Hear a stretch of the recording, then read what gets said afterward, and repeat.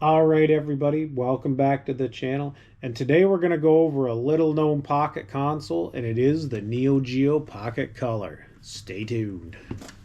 This little baby came out in 1998. It ran to about 2001. It was a direct competitor to the Nintendo Game Boy lineup as well. And I believe it did have a bit better graphics than the original Game Boy and some of the other offerings at the time. Price wasn't hugely expensive, around $70 US, so that would have been standard at the time. Not like the old consoles of the Neo Geo, which were insanely expensive. This was a good console. However, it just did not end up competing well with Nintendo. When it did come out, it started going pretty well for them, and then it just petered off. It didn't have enough support behind it. Unfortunately, there was not a huge library for it, and it just kind of died off pretty quick. But we're going to get into the games, and we're going to see how much they're worth and what the console is worth itself, and how much it's going to cost you to collect, or if you're into buying and selling as well, how much you can get when you sell it on eBay or other online platforms. Let's get right to it. The console itself, you can see on the top, $278. Now that is a platinum one, and then the pearl blue went for $130, and then $417 on the bottom. Looks like the one on the bottom might have had all the stuff with it and everything. So it's a pretty expensive handheld for the most part. It obviously didn't sell as well as the Nintendo, so that's why there's a little bit more scarcity to it. However, it's still not too insane. You still can buy these and add them to your collection. Next on the list, we have Crush Roller. Now, as you can see in the bottom, this one is really beat to hell, guys. $76, $123 in the middle here, and then $221 on the top. Now, the top looks like it has a bunch of like bits and parts for it, so I'm assuming there was some other peripherals that went with this game. So pretty complete on the top. Some of these are probably going to be a little bit insanely priced just for what they are, just because of the scarcity. Next up, we have Dark Arms Beast Buster. And as you can see in the top, $111, $62 for the cart only in the middle. And then the bottom is box and manual only for $175. So this is an expensive game. If you add it all together, you're probably going to be like, $250, $300 in that range, guys. And even more if it's in good condition. So keep an eye out for Dark Arms Beast Buster. Next up is Dive Alert Matt's version. As you can see in the top, brand new sealed, $416, and then cart only on the bottom, $62. You're going to notice a theme here. There's not going to be a ton of listings on these. They just didn't sell that many, guys. And if you are collecting this, you definitely want to turn on your notifications on eBay and other sites. So if Neo Geo Pocket stuff does come up, you can have a look at it and put a bid on it. Next up is Fantastic Night Dream Cotton. And as you can see on the top, $69, $3,000 on the middle, and $3,000 on the bottom. Now, these two listings look identical to me, so they probably sold it once and the buyer either didn't pay or something happened and then they probably sold it again. But they appear to have gotten their price for it, $3,000. It is the PAL version, absolute insanity.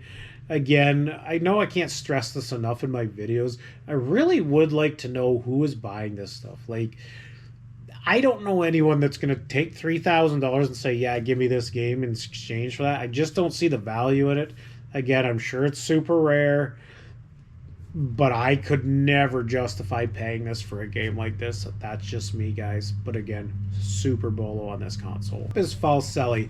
Now, as you can see in the top, very expensive, $802. It is complete. It went up 17 bids. It come from the UK, likely the PAL version. And then $20 cart only, and then $666 cart only. So there is a huge difference in price here, guys. The cart itself is not worth that much, $20 on a good day. But if you find it boxed like this, $800 is absolutely wild for this system. Next up, we have Fatal Fury. Now, as you can see, the top, $59 for the cart. And then the middle one, $13.91 for the cart, and then $125 for the box and manual in the cart. So I don't know why the price disparity here. Assuming the middle one may be a first print or something like that, and that's why it's worth so much. Again, if you're an expert on this console, you can let me know in the comments, and I would appreciate it. But again, it's one of those things where if you saw it and it was like $10 or $20, you're going to grab it anyways. And then you just roll the dice, whether it's the expensive one or the regular one. But in the long run, if you're keeping it for yourself, who really cares?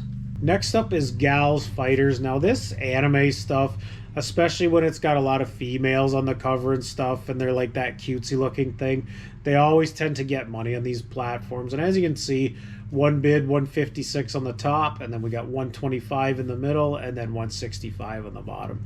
So, you know, 125 to 160 is a good price for this. If you do find it in the box complete, you're probably going to be double that in price, if not more, and that's just the way it is, guys.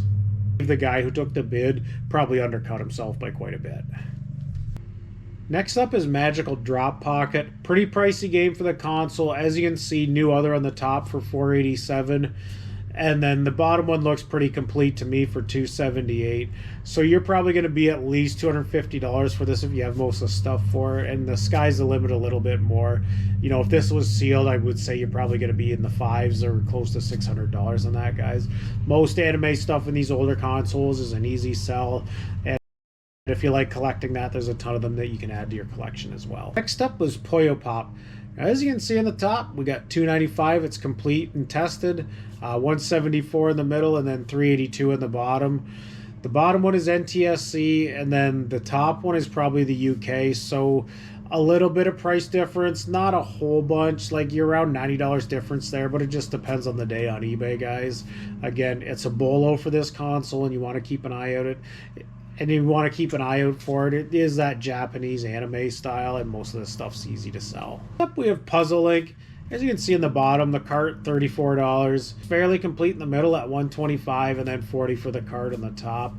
So not a hugely expensive game. You could probably pick this up for $100, you know, if you kept your eye out complete. A neat little game, but not a hugely sought after collectible in this lineup. The last one on this list is good old Sonic the Hedgehog. And as you can see, cart only on the top, $92, and then cart only on the bottom, $55. Now I will say the bottom is probably NTSC and the top is probably PAL, so that's probably why the price difference there. And then the complete PAL in the middle went for $312. Really neat looking cover for a Sonic one. He almost looks like a badass in this one. It's very strange. Much like the lifespan of this console, this video is going to be kind of short, guys. And some of these offshoot consoles are going to be shorter because there's just not a lot to go over on them. You know, they didn't have a huge library and there's not a huge following. But I will say SNK, they did release some pretty interesting stuff. And it's almost a shame more of these consoles couldn't keep it going. Because, you know, you're dominated by basically the three big players, Nintendo, Microsoft, Sony. It would have been nice if some of these older consoles could have kept going, like the Segas and the Ataris and maybe SNK or whatever. I know there's only so much gaming money to go around, but I think just to help with competitiveness and probably, you know, creating their own IPs and stuff, it would have been a much more interesting gaming landscape. Finding a lot of the new games are just very bland, and I think they're trying to appeal to such a wide audience that they can't, you know, nail down the perfect audience for the game. And I know everything's expensive to produce in that now, and that's probably why.